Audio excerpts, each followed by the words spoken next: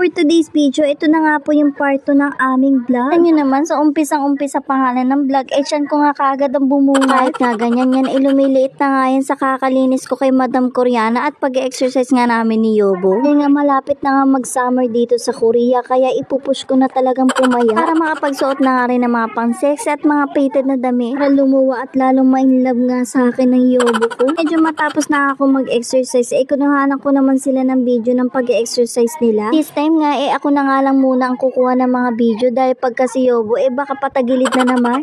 Dito nga jumoy na nga ako kay Yobo sa pag-exercise.